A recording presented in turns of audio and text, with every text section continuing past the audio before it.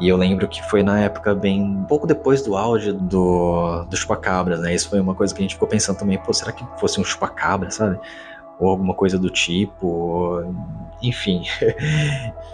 Dava pra perceber que andava em duas patas. E eu tive essa percepção.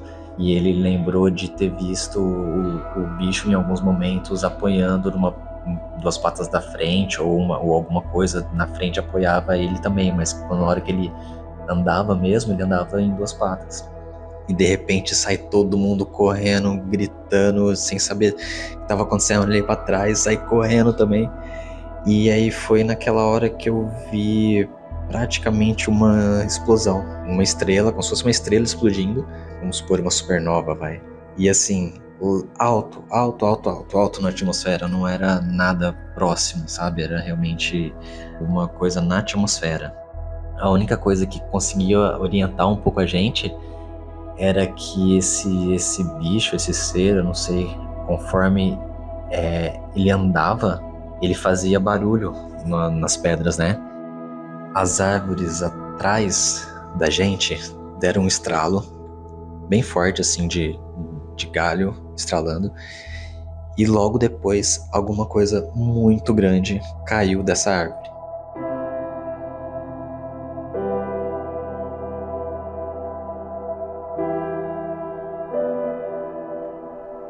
Dois jovens curtiam suas férias às margens das águas escuras de um lago, quando acabaram se tornando alvo de uma criatura que habitava a escuridão ao seu redor.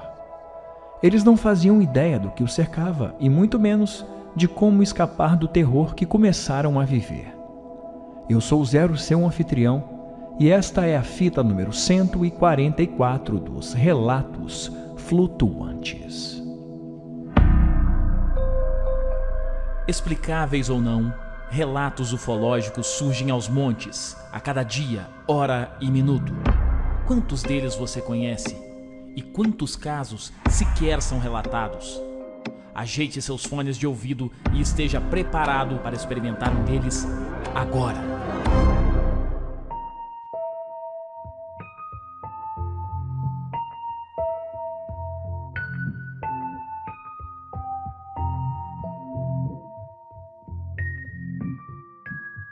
Muito bem, seja bem-vindo de volta à nave flutuante. Antes de começar o episódio de hoje, eu queria só dar uma palavrinha sobre o último episódio, 143. Foi um episódio incrível. Mais uma vez, batemos alguns recordes de plays. Muito rapidamente, nós chegamos a muitos comentários, tanto no Instagram quanto aqui no Spotify, na caixinha de perguntas. Eu queria fazer uma observação quanto a isso, porque eu acho muito importante. Como eu já comentei algumas vezes, quando o participante disponibiliza foto ou vídeo, o relato passa a ter um viés muito mais de tentar se provar. Então também cabe ao ouvinte uma análise, né? E como eu te convidei a participar fazendo o seu comentário, eu queria fazer então aqui essa observação e agradecimento pela participação, de ter ido lá no nosso Instagram e aqui deixado essa mensagem. E eu fico muito contente de saber quão gentil é a comunidade dos Relatos Flutuantes, né? Porque no meio da ufologia, no meio do podcast, da internet, né, como de uma forma geral, a gente vê muito conteúdo negativo na internet. Então eu fico surpreso com a positividade dos comentários, né? E a gente sabe muito bem, fazendo esse programa, e acredito que quem envia o relato também sabe, que nem todo mundo vai acreditar, ninguém é obrigado a acreditar. Mas os comentários, tanto no Instagram quanto na caixinha do Spotify, me mostram que mesmo sem acreditar, as pessoas estão curtindo o relato. E essa é a alma dos Relatos Flutuantes, né? Você fazer uma viagem de 20, 30 minutos através de um episódio do nosso podcast.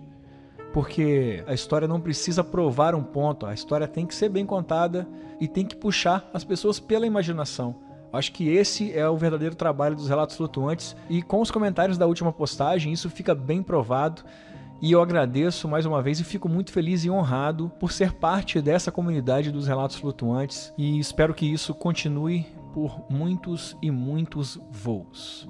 Tá ok? Isso que eu queria falar sobre o último episódio. E agora, fazendo uma conexão com o episódio de hoje, eu escolhi a dedo esse episódio depois dessa repercussão do último relato flutuante. Esse episódio de hoje, ele também tem um vídeo, tá? Que o participante ele me enviou o vídeo bem depois que ele tinha já enviado o áudio do relato. E nesse vídeo que ele me mandou, ele vai ao local e faz uma reconstrução usando a imagem e narrando o que aconteceu. Então eu vou colocar lá no final, depois que ele tiver contado, para não dar nenhum spoiler.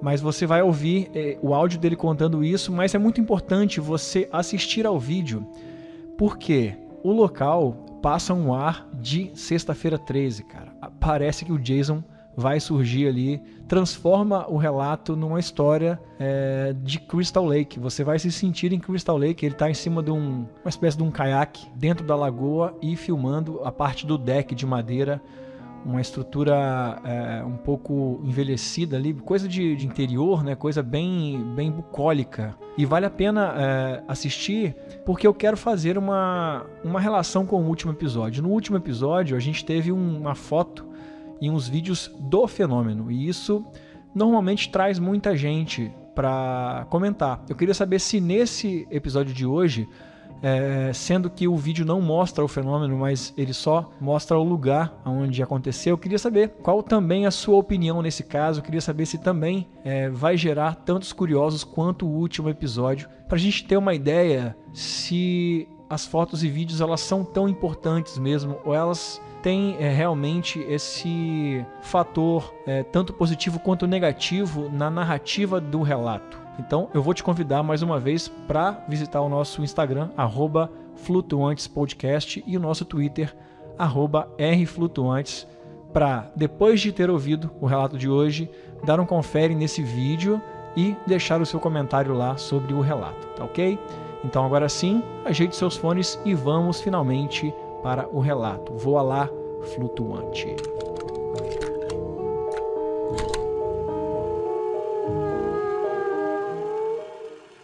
Fala pessoal, tudo bem? Aqui é o Breno, sou de Ribeirão Preto. Acompanho os relatos aí já faz um tempo. E agora resolvi aqui mandar minha contribuição para o nosso grande amigo aí, Zero. Zero, um salve e parabéns aí pelo conteúdo que você traz aqui pra gente, cara. Valeu mesmo. Eu vou começar trazendo aqui contexto um pouco de como que as coisas acontecem um pouco assim na minha família, né? Na parte da ufologia, dos voadores e coisas estranhas acontecendo. A maioria das coisas que aconteceram assim vieram da parte da família da minha mãe.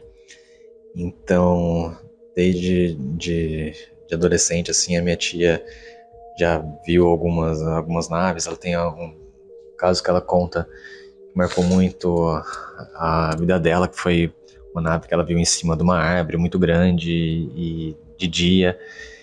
Então, isso daí, acho que desde pequeno veio trazendo interesse, né, pelo assunto na minha mente, aqui na cabeça, e foi passando que as coisas foram acontecendo. A minha mãe também por volta de 97, 98 mais ou menos, teve um avistamento bem interessante, que ela saiu na sacada do prédio e simplesmente tinha uma luz muito, muito forte e que pairava a torre de uma igreja. E essa luz ficou lá um tempo suficiente dela poder acordar, eu e a minha irmã, que a gente estava dormindo, meu pai também. Devia ser por volta das 6 horas da manhã, mais ou menos. E deu tempo de ir lá e acordar a gente sair lá na sacada e conseguir observar também essa luz.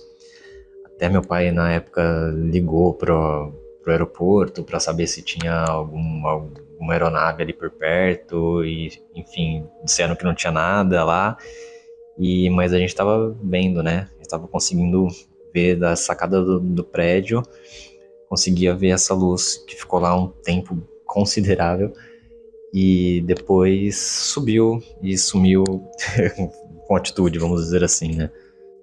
E essas histórias iam acontecendo, né? A gente ficava sabendo de um parente ou outro que via alguma coisa, outra coisa diferente no céu, que não sabia o que é e tudo mais. Mas o que mais marcou, assim, foi que tinha um lugar em específico que as coisas realmente aconteciam com mais frequência, né? Que era um rancho que a gente tem. Na verdade, agora a gente tinha, porque acabou que a gente vendeu um rancho e comprou um terreno vizinho e construímos um outro rancho lá, mas assim, o caso é que a gente frequenta o lugar já faz muito tempo, devia ter coisas de 6, 7 anos quando comecei a ir para lá, que é uma cidade aqui perto, chama Rifaina. Quem conhece aqui é o interior de São Paulo. É perto de Franca, Ribeirão Preto, Sacramento, pro lado de lá de Minas, né? E é um lugar que as coisas sempre aconteciam, assim. Então a gente tinha sempre notícia de alguém que via a Mãe do Ouro, que é um fenômeno que é como se fosse uma bola de fogo, né? Que, pelo menos lá, a gente já costumava ver ela subindo nas árvores, no meio da floresta. E aí, de repente, do nada, ela apaga e pronto. Foi isso, entendeu?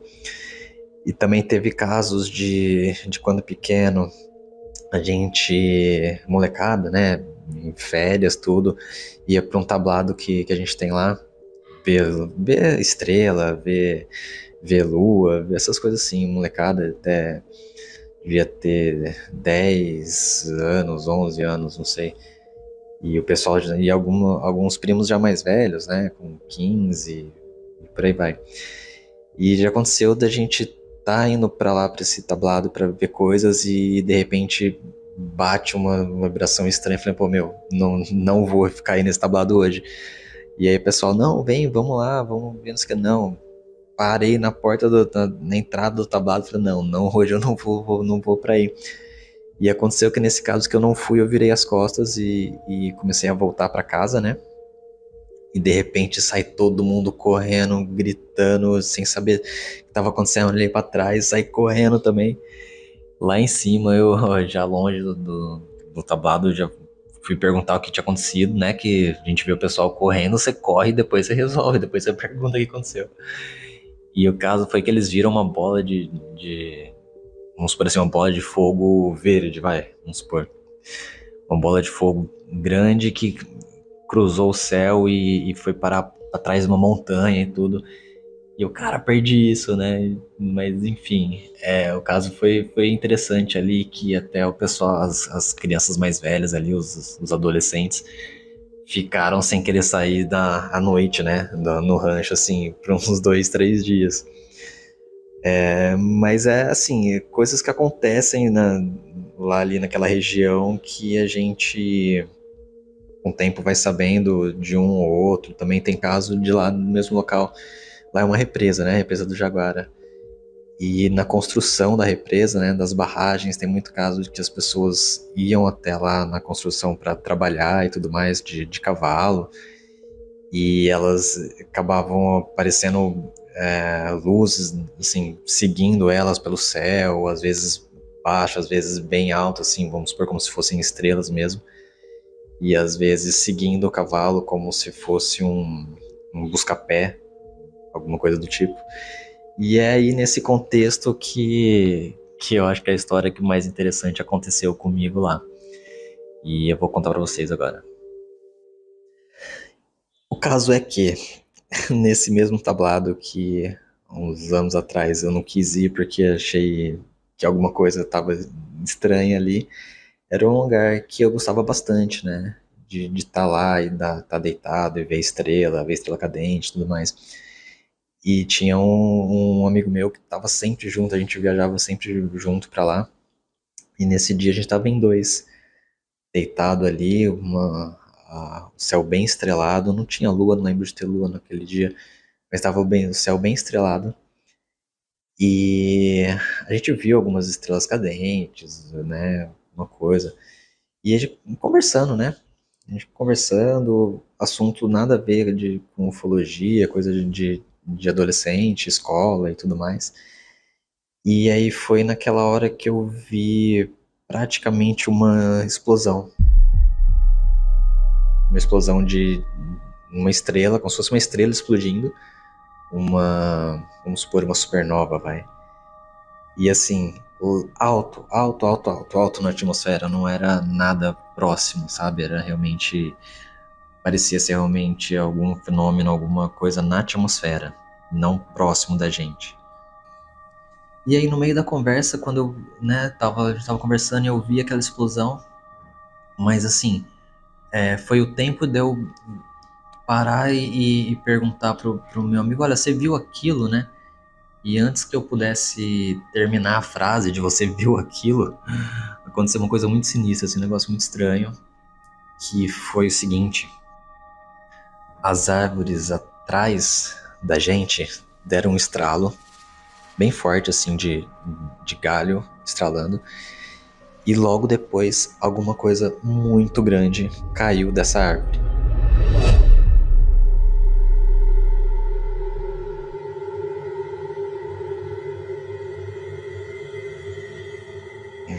Assim, eu e esse amigo, a gente conversa aqui como vocês terem uma ideia do tamanho da coisa, do ser, do não sei o que caiu dessa árvore. A gente teve a impressão que tivesse caído uma vaca de cima da árvore, o que não faz nenhum sentido, mas enfim, eu acho que é o que dá pra expressar assim o tamanho da coisa que caiu dali. Isso caiu no chão, bem na praia, lá tem uma praia de cascalho, e ficou os dois estarrecidos. A gente não sabia o que fazer, olhava ali pra parte da praia e só via uma mancha escura, né? Porque quando a gente ia pra lá, a gente apagava todas as luzes do rancho, que era pro céu ficar cada vez, né, mais brilhante, assim, ter uma experiência mais legal de ver o céu. E por conta disso, a gente não conseguia ver o que tinha ali. Tava tudo apagado. A única coisa que conseguia orientar um pouco a gente era que esse bicho, esse ser, eu não sei, conforme ele andava na região ali da praia, de onde ele tinha caído, ele fazia barulho nas pedras, né? É uma praia de cascalho, então ele fazia barulho. Então cada vez que pisava, era barulho de pedra, né? De pedra movimentando mesmo. E ali na hora da adrenalina, um olhou pro outro, a gente pensou, não, vamos correr, não vamos ficar aqui que nós vamos fazer tudo.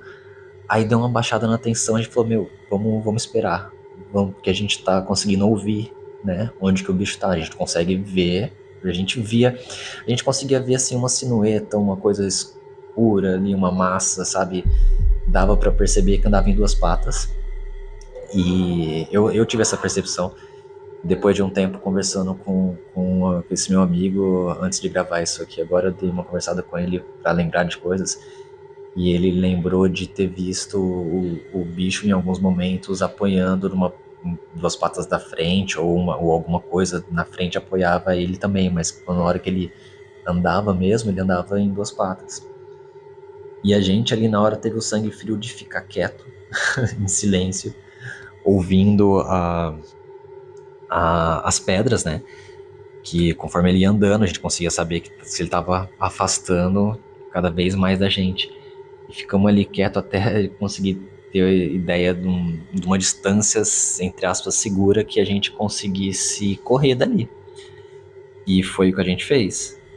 Quando a gente percebeu que estava longe, a gente correu muito assim, desesperado, e conseguimos entrar em casa. Naquele dia estavam os adultos, né, vamos dizer assim, que a gente devia ter coisa de 15, 16 anos, não sei. E contamos o que tinha acontecido e tudo mais. E na hora ali, o pessoal, isso era umas 3 horas da manhã, mas a gente entrou tão apavorado em casa que assim, acabamos acordando todo mundo. E descemos lá, voltamos pra praia, né, dessa vez com mais gente, para tentar identificar alguma coisa, ver se o bicho tava lá, acender umas luzes, sabe? Não, assim, ficamos realmente impressionados com o que tinha acontecido ali. E aí o caso foi que não conseguimos averiguar nada, assim, de diferente, né? Porque até mesmo as pegadas, porque assim, na praia de Pedrinhas, você não consegue ter uma forma de uma pegada, sabe? A gente conseguia ver só que tinham buracos que alguém tinha passado ali, né? Mas não conseguia saber, pegada, formato de pé, formato de pata, qualquer coisa assim, não dava. A pedra, o pedregulho não deixa, né? Não forma, assim, né? Esse tipo de pegada no chão. E foi uma coisa assustadora pra gente, assim, e ao mesmo tempo a gente lembra daquilo e fala, meu, cada coisa que acontece por aí e a gente nem imagina. Nesse caso em específico, eu relaciono com a ufologia porque foi assim instantâneo na hora que eu vi essa explosão no céu, entendeu? E aí já pelo contexto do lugar, já sabendo que as coisas aconteciam ali, as luzes, os fenômenos, as pessoas que eram perseguidas ali na época da construção, isso para mim me traz a ser um caso ufológico, né? Porque, pô, sei lá, alguém podia falar, mas sei lá, talvez um bicho, um lobisomem, alguma coisa assim. E pode ser, mas eu acredito que pela região a gente via muitos fenômenos assim relacionados à ufologia, de voadores e as luzes e tudo mais, e nunca nada assim de sobrenatural, vamos supor, né? E eu lembro que foi na época bem assim do quase um pouco depois do auge do chupacabras, né? Isso foi uma coisa que a gente ficou pensando também, pô, será que fosse um chupacabra, sabe? Ou alguma coisa do tipo, enfim. Isso foi o que aconteceu com a gente. Esse rancho fica no lado de Minas, ali na região de Rifaina. E é uma região legal de estar, pessoal que estiver passando por lá, ou tiver conhecido, perguntar se já viu alguma coisa e tudo mais. E é isso aí, pessoal. Bom, então agora é o momento em que eu vou colocar para vocês ouvirem o áudio do vídeo que ele me enviou, explicando como foi que aconteceu e mostrando o lugar. Então é muito importante que você vá ao nosso Instagram, @flutuantespodcast, ou no nosso Twitter, @rflutuantes, para você assistir e ter uma noção de como o lugar é sinistro, como aquilo realmente parece um filme de Sexta-feira 13 e que eles estavam em Crystal Lake. Então, se liga aí e já ele volta para encerrar o episódio. Fala Zero, fala pessoal, tudo bem? Esse tablado aqui, ó, é onde tava eu e o meu colega. Aonde tem esse deck hoje era praia, a prainha de Cascalho. E essas árvores aqui são as árvores de onde o bicho caiu ali. Então o que rolou? Tava eu e ele aqui, bem aqui.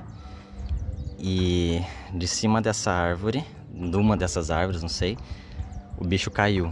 E caiu e embaixo não tinha esse deck, né? E embaixo eram as pedrinhas. E foi ali que a gente ouviu o barulho e conseguia ver a silhueta dele ali. Ele caiu aqui e foi andando pra cá. Passou por debaixo desse tablado aqui. E lá na frente tem uma grama, tá vendo? E a gente ficou aqui, ó, esperando, vendo o bicho andar ali, andando. E só a hora que a gente conseguiu ver que ele tava fora da pedrinha, que ele tava ali na parte de grama, foi que a gente saiu correndo aqui no tablado e subiu até a casa lá em cima, tá vendo?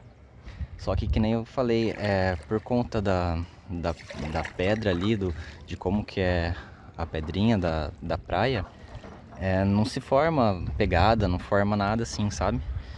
Então a gente só conseguia ver ali que tinha, né, uns buracos assim mais fundo, mas não dá pra ver nada de formato, de pegada, nem nada do tipo, entendeu?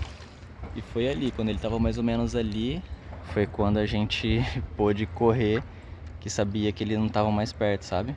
Porque conforme ele andava toda nessa praia de de pedregulhinho aqui, de pedrinha, a gente ouvia ele pisando. Então foi isso. A hora que ele chegou ali, a gente viu que tava mais ou menos longe, pegamos e corremos, caímos fora.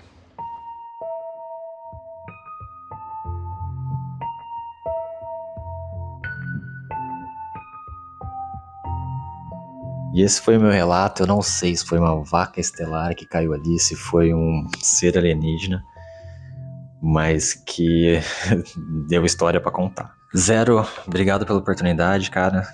Já fazia tempo que eu queria contar essa história. E obrigado aí mais uma vez por trazer pra gente esse conteúdo tão legal. Você vai garimpando aí com o pessoal, acho que é muito válido. Porque a ufologia acho que precisa mesmo de ser falada, assim, ela precisa entrar no contexto da vida das pessoas. E é isso, pessoal. Valeu, até mais.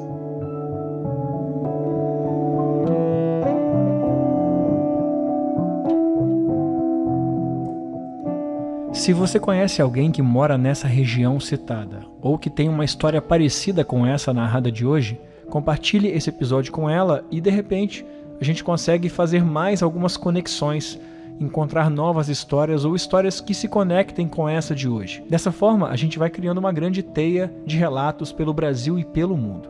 Agora, se você tem uma história e ainda não contou, manda pra gente, talvez agora seja o momento e esse seja o lugar para você compartilhar a sua experiência.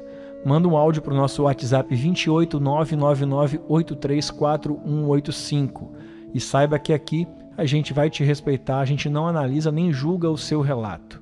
Esse é um mérito exclusivamente do ouvinte, tá ok? Se você quiser fazer uma análise sobre todos os relatos publicados até aqui de uma forma rápida e simples, acesse o link UFOmaps aqui na descrição desse episódio e você vai ter acesso a um mapa com todos os pins onde aconteceram os relatos desde o começo do podcast até aqui.